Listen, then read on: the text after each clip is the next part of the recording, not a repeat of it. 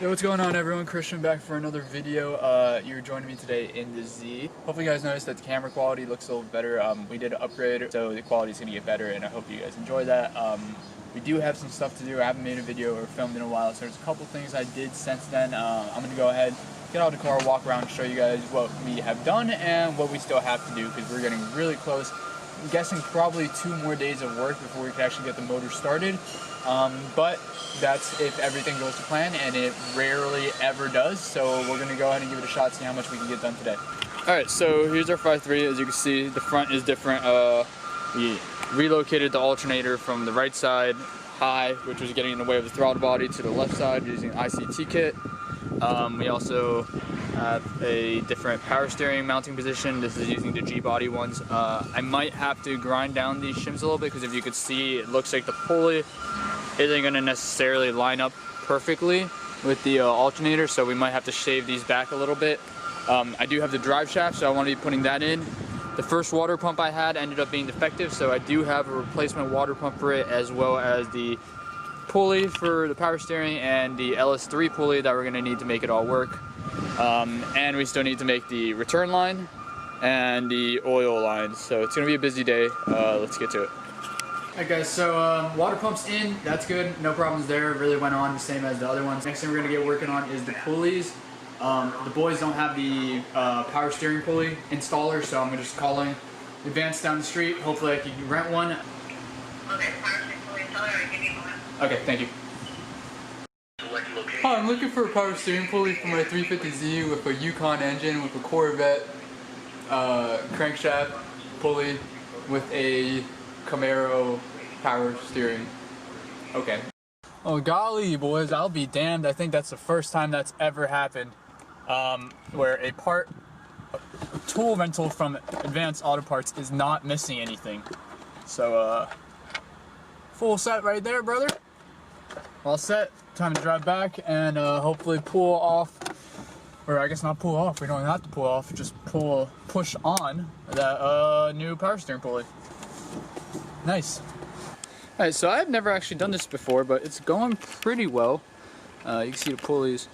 Got the pulley right there. It's just kind of like a bearing setup that as you screw it in, it presses it in. Alright, so it took a little bit longer than I thought, because I actually ended up putting the pulley on too tight, and then I had to figure out how to get it off. It's pretty straight. I don't know if you guys will be able to see, but it does look like it's not 100% centered right, but I think that with a little bit of tapping with a hammer, it should be, I don't know, it moves like a little bit. I'll have someone who knows 100% more than me, if that's good enough, because I usually say good enough and it's not good enough.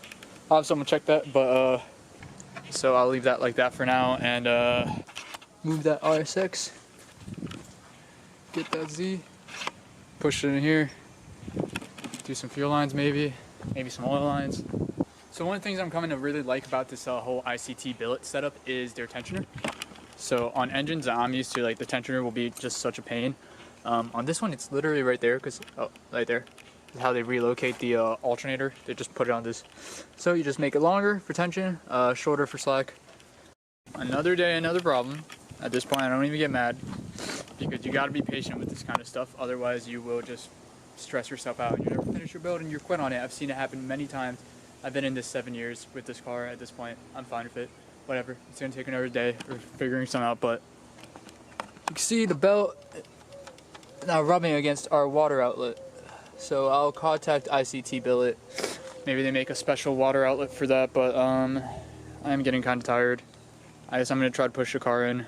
Okay, so this is the part where being a one-man band kind of really starts to suck, except this big sloth stuffed animal that I got. The car is parked under a tree, but the tree roots kind of go under the cement, so it's like a bump, so it's really hard to get it over that, and I just can't do it with one person. So I only have like a thin piece of rope. It's not as thick as I want, but time to make the Honda Civic into a tow rig and hopefully not fail. Everything's gone decently good. We've had a little bit of problems throughout the day with like the pulley thing getting stuck on and not lining up perfectly, and the belt being wrong, but small setbacks. It'd be a big setback if I couldn't even start on the line today. So time to make the Honda into a tow rig. Alright, so I usually have people supervise me super chaperone me, let's be honest, I'm a fucking child. When I do stupid shit, I don't have anyone here to supervise me, so we'll see how this goes, but I mean, straightforward enough. We got your Honda Civic with your integrity improved rope going to your 5/3 Z. So one turd pulling another turd, the blind literally leading the blind. If anything goes wrong, I'm just gonna let it crash into my car because, well, that's what happens when you don't put your e-brake on. And there's a fire hydrant behind you, so I really don't care too much about the back of the car. Ladies and gentlemen, let me tell you, until you have lived in Florida during the summer, you don't know about heat. And you know how hard it is to push a fucking 3,000-pound car, maybe a little bit lighter without the motor, well, it has a motor actually, up an incline. So desperate times call for desperate measures. The tow rope did get us this far, which is like right at the entrance of the shop. But I ain't quitting. I ain't quitting. I came here to work on the car, get it on the lift, and goddamn it, I'm gonna get it on the lift. Alright, here goes nothing. The wheels are pointed in the right way, so. Alright, brother, we're gonna want to ease into her nice and slowly now. We're just trying to love tap. I never thought I'd be love tapping my Z with my Honda. Oh, come on, baby. Come on, ever so gently. Nope. Okay. Brother, I just had a great idea.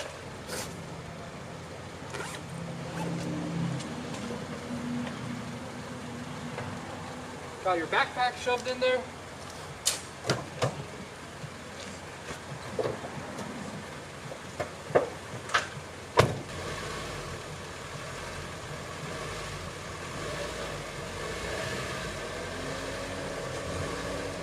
Oh, it's working.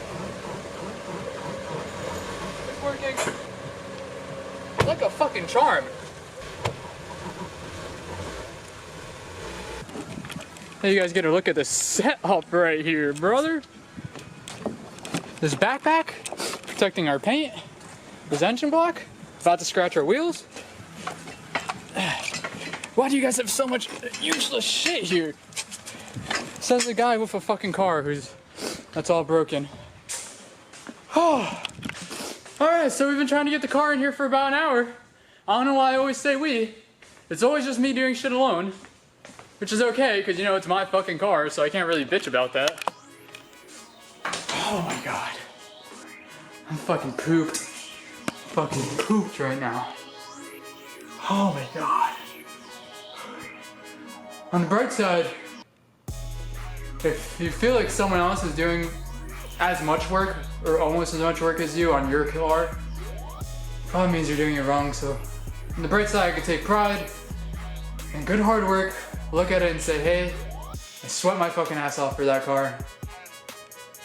And we're getting closer. I've been saying that shit for the last fucking 4 years. So if we could actually get this done in like a week. I mean, that's what I've been working towards, right? Oh my god, I'm so tired. It's hot out here, man. It's really freaking hot. Alright, so I'm cooled down a little bit. Thank God. I don't know if you can see it. Car's right there. So I'm gonna push it in. I got my drive shaft here. I'm gonna probably go ahead and do that first, get the drive shaft on. Then we'll see what we have to do about fitting the hose. If I can, I'm gonna try getting it from the inside and feeding it down. I think that might be the best bet. If not, I guess we'll try to squeeze it from the bottom up. But I don't know, we'll figure out once we get there. Let's just get to it. Lower your car, they said. It'll be fun, they said. It'll be great.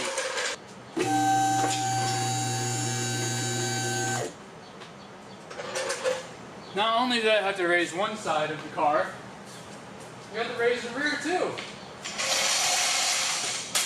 And it's times like these that really make me think, like, yeah, you could definitely tell like a teenager built this car.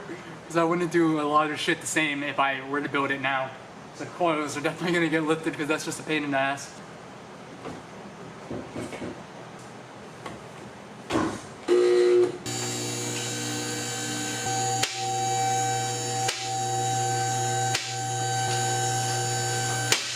Oh, this? Oh, this? That's just my race car. Don't worry about it. It's this silly old thing. Oh, this is just something I picked out of the junk. It's just a race car. Don't. It's nothing. It's nothing. It's not. And it's got a 5.3. You know. I mean, you know. Now then, let's get serious. This is the, well, I'll open it up for you guys because it's still a little bit wrapped up. Luckily, Matt has a very convenient knife right here, which I'll probably end up cutting myself with because that's just how things go. Not in an emo way, but just, I get hurt a lot more than I like. Usually emotionally, but physically, no stranger. No stranger to hurting myself physically. Once again, by accident.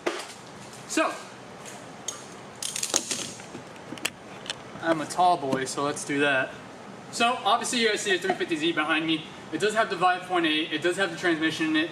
The differential is the same. The thing that's, I say 5.8, 5.3. The thing that's going to change because the transmission is further back since the motor is longer, so they reposition some of the things. You're not going to be able to use your stock drive shaft.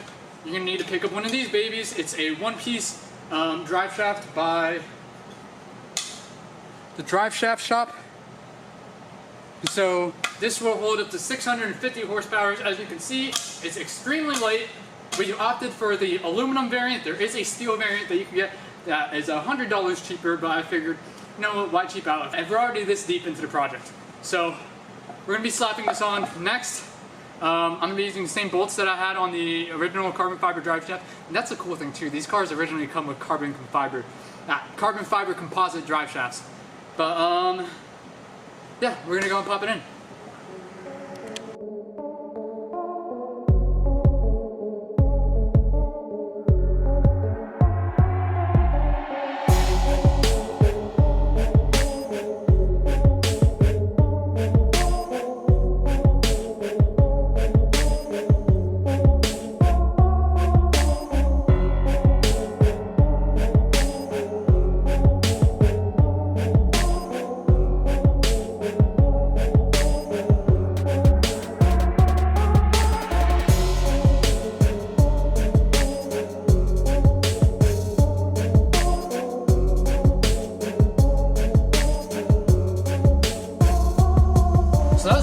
Relatively easy. The drive shaft is in, as you can see. It is finger tight in because I figured we might have to take it off later because I did not put the shifter in yet and I wasn't sure if I was gonna have enough space. I'm still not sure, but it seems like most likely I'll be able to fit the tools around the side, put the shifter on tight, so I'm not gonna have to take it off, but I will tighten it down, and I'm specifically filming myself saying that so I don't leave it loose and mess up my $600 drive shaft. For once, by the way, sorry I took off my shirt. I know you guys don't want to see my titties. I will keep them off the screen, but it's too damn hot. I keep on trying to go back and forth between the jacket and like a shirt. Doesn't work, it's too hot. But let me show you what I got. Alright, so check it out. You can see that hose randomly sticking out right there. Well, that is the other side of our fuel return line. And we have the other side of that same line right out here. Which we got an extra foot or two, so that's good. We might be able to use one of those for the oil. And then we have our bulkhead, which is going to go on the fuel tank, and our straight, which is going to go to the fuel pressure regulator. Alright, so let's go under the car and see what's going on here. Now, one of the things I was worried about is ideally I wanted the lines. Let me flip the screen so I can see what I'm filming. I wanted the lines to come in through here, just where the rest of them are. You can see that we actually ran it from over here, which is where it goes up. So we just bent back that little piece, and then we will bend it back close to flat without making sure we don't pinch the line. And then we just run it through this cross member so it's not scraping the ground, because the last thing we want is a hose be scraping the ground and then let fuel everywhere and then catch the whole street on fire. This will be zip tied securely so it doesn't hit anything. Once again through the transmission cross member, and then right up to the where is it? Yeah, right up to the fuel pressure regulator. So pretty simple, but like I said, it is a tight squeeze. So I was worried about that. I didn't know if I was going to be able to make it work, and luckily we did.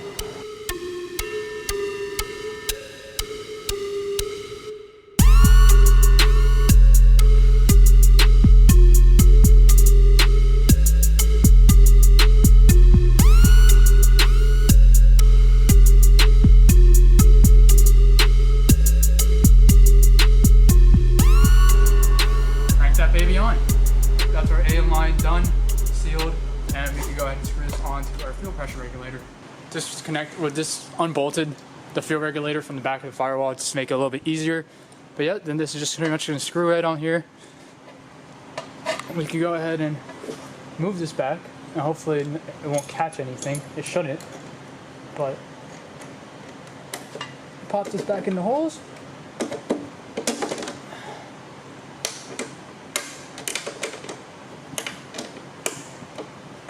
And there you go. Alright guys, so I'm going to go ahead and wrap up this video right there. It was actually a really good day. Water pump, power steering, pulley, belt-ish, fuel return line, and drive shaft. So, hell yeah. We're getting closer and closer to starting. So if you guys want to check it out live reactions, you guys can go ahead and check me out on Instagram at Christian_Z33. And yeah, I'm just feeling really excited. Today was just a big morale booster, I feel like, because it's like, it seems like it's always one step away, and just coming here and accomplishing pretty much everything I said I was gonna do feels really good. It feels really good, especially after keep in mind I haven't driven this car in 4 years. This car hasn't run in forever, so every day we get closer, I don't know, I'm more and more excited. Trying to be cautious because I know, with my luck especially, stuff doesn't always go right. But the motor was bought running, so I've seen the motor run. So here's hoping that in the next 2 episodes or so, I will be able to show you guys for the first time, and I'll see it for the first time, this car running in all of its glory. Thanks so much for tuning in, guys. I hope you liked the video. I hope you guys like the new camera and editing software. I am trying to make the content a lot better for you guys. Next time we'll have a mic, so just, yeah. I hope you guys liked it. Thanks so much for watching. Thanks for your support. If you guys have any questions, make sure you leave them down below for me in the comments section. And if you guys do like it, it'd be really cool if you could like and subscribe, but I'm not going to say that publicly because I don't believe in peer pressure. But if you want to like and subscribe, you should totally like and subscribe. I'll see you guys later.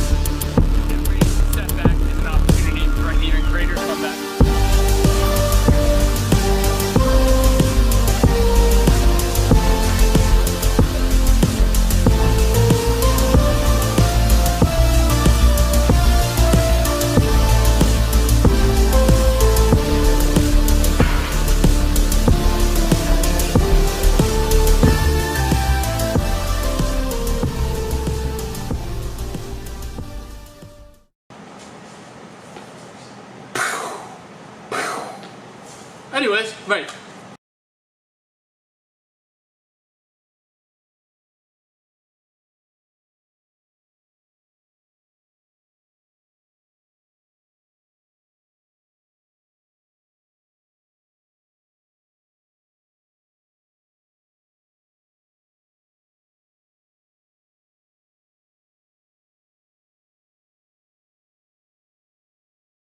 Let's do another take.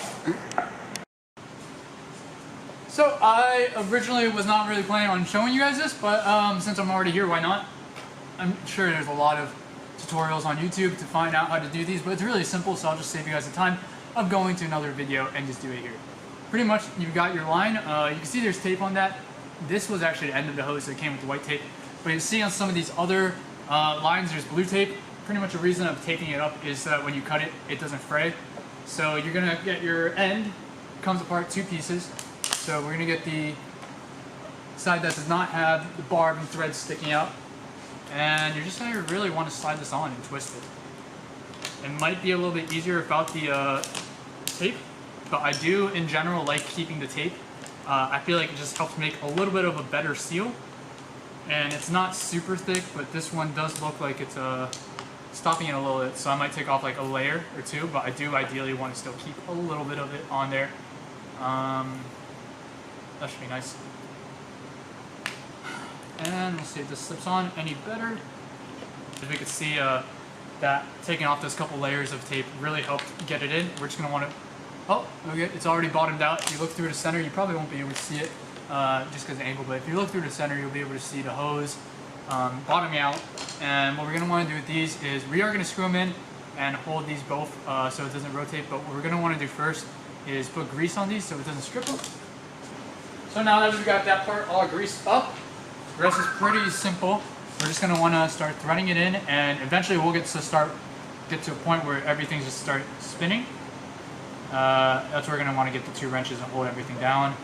So one of the things I do is, because I like my fittings still looking clean, I actually wrap them in a rag, so that way it doesn't get any of the bite marks. We don't have the vise, obviously, because it's a table mounted one, but we do have vice grips. It's the next best thing, so we're just going to clamp these on here, and the rag will keep the actual fitting from getting too scratched, and that way it will still look nice when it's in your car and it won't move. Get your wrench, in this case it's going to be a 22, and crank that baby on. Come on, you can do it. Oh God, you can do it. Don't be a little bitch. Don't be a bitch, Christian. Ain't nothing but peanut. God, there's no way I'm going to post this embarrassing footage of my scrawny ass struggling to do this, because it's actually just it's a lot harder than it looks, just because everything keeps on moving. I'm not a bitch. I promise I'm not a bitch. Yeah. Like 1 or 2 more rotations. And then I always like to just make it so everything lines up. The edges on the bottom one and the top one. Just for aesthetics look. There's no other reason. I just like how it looks. Come on, you little fucking bitch. Yeah, that's good. Overs in the rear.